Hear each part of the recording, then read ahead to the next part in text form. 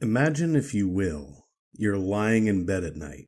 Your eyes are heavy, your body is tired, and you're just waiting to drift off into a restful abyss.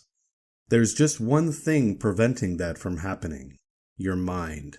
Because in order to fall asleep, your brain must first will that state into being by shutting down so it can enter it.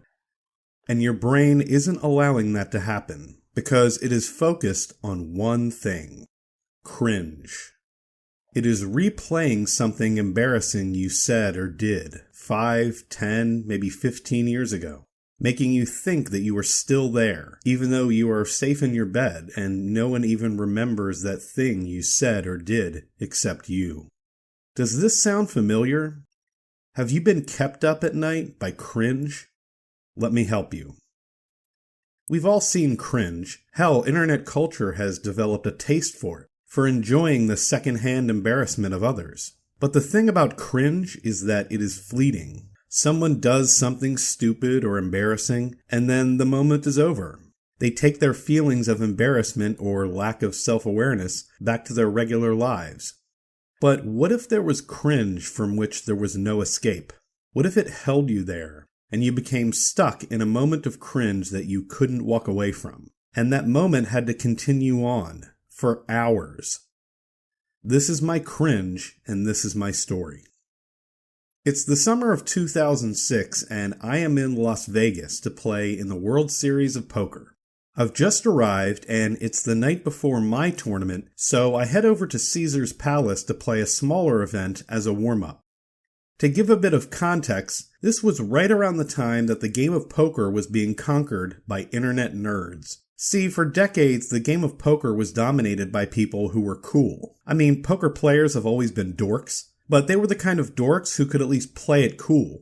But once internet poker became a thing, and us nerds got our greasy little hands on the game, what with our analytics and game theory, the average professional poker player went from looking like this to looking more like this. Now, I say all of that not as an indictment because that includes me. There is no one less cool than me. So when I sat down at a poker table, I brought a complete lack of self-awareness and a tidal wave of awkwardness. A perfect recipe for some monumental cringe.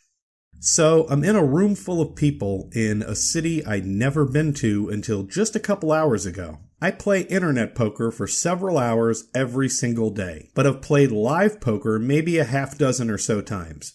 The tournament is about to start and someone sits down across from me. Let's call him John Smith. I recognize John Smith because John Smith is not just a professional poker player, but someone I recognize from television when I saw him win a World Series of Poker bracelet. I won't reveal his name for reasons that will soon become obvious, but John Smith is a fucking nerd. He looks exactly like what I described. Fat, glasses. He basically looks like the comic book guy. Now, you may think that I'm being hard on the guy, but it's important to remember that this isn't a story about making fun of John Smith. It's a story about making fun of me. Because do you know what I said to John Smith? "Hey, are you John Smith?"